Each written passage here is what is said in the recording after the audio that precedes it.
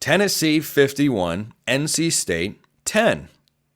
Now, Tennessee fans, you and I have, let's just say, a strenuous relationship at the moment. Before the year, I said Tennessee would go either 9-3 or 8-4. I don't know. I feel like that NC State game is a toss-up. Need more information. Well, I got some information. I picked the Vols. I did not have them winning by 41 points in this particular game. Now, I think Nico Imaliava is impressive. I think he looks poised. He had a couple of interceptions in this game. You're going to do that in your first full year starting. Any quarterback is going to throw interceptions. I'm not worried about that. I'm not worried about a lot with Tennessee. I'm not shifting my expectations, though. NC State came into this season, frankly, I thought with a chance to win 10 games for the first time in the Dave Doran era. They could still accomplish that, but not if they get worked like that in the trenches. This was not a Nico game. This was a Tennessee trenches game because Tennessee ran for, wait for it, 249 yards, 5.7 yards a carry. That's pretty good. Dylan Sampson had 132 of those yards. Nico had 65. How many yards do you think NC State ran for in the game? 39. Tennessee's third leading rusher outgained the entire Wolfpack team on the ground. Yeah, that'll do to win you a football game. 249-39 on the ground. I can't remember a ranked Power 4 matchup where there was this big of a rushing disparity.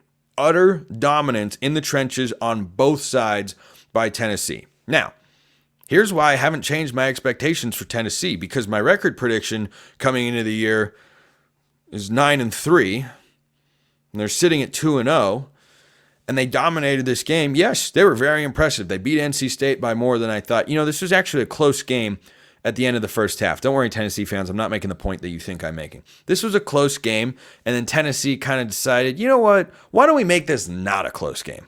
Why don't we make this the opposite of a close game? NC State was driving down late in the first half to tie the game down 10-3, and then, oopsie daisies, ball's going the other way. Grayson McCall, 15-22, 104 yards and interception. Not what the Wolfpack thought they were getting in the Coastal Carolina transfer. Here's the good news.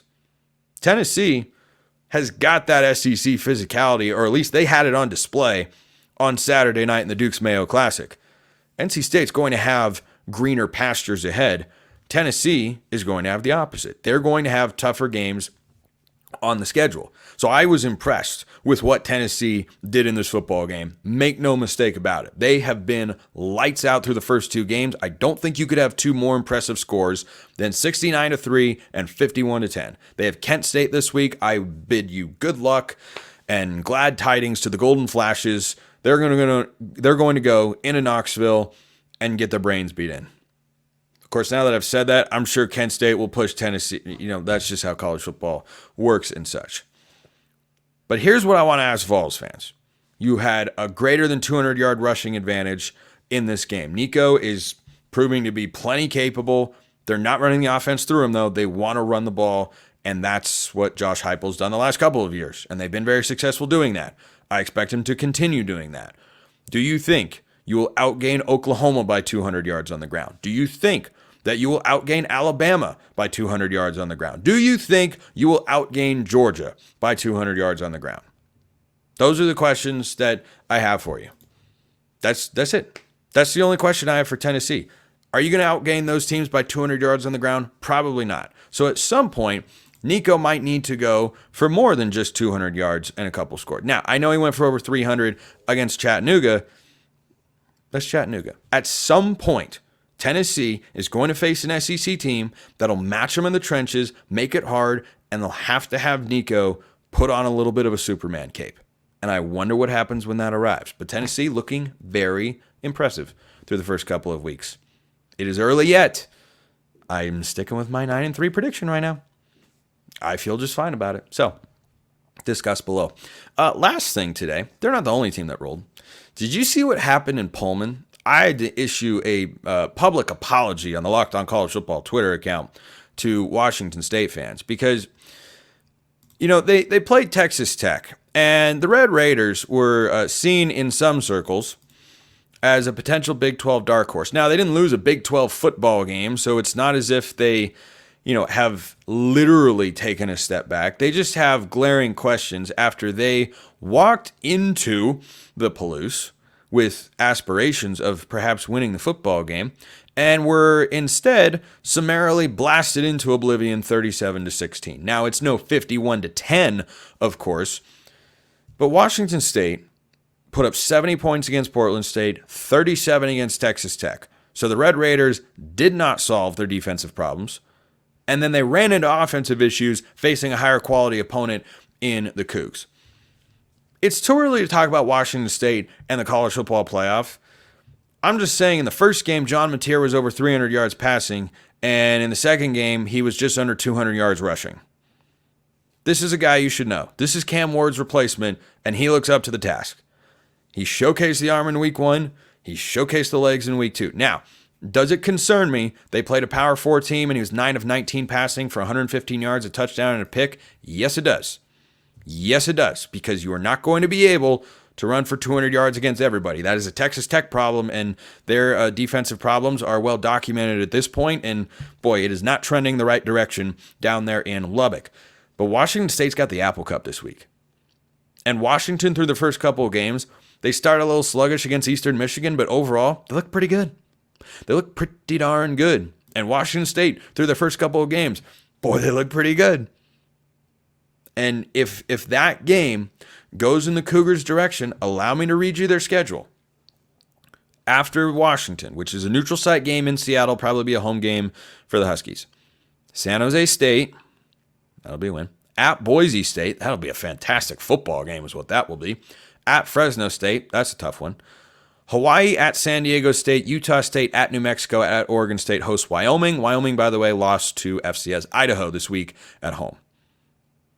So in the next month of the season, Washington State will have the opportunity to put themselves in the playoff discussion. If you go 12-0 with this schedule, you're going to make the college football playoff.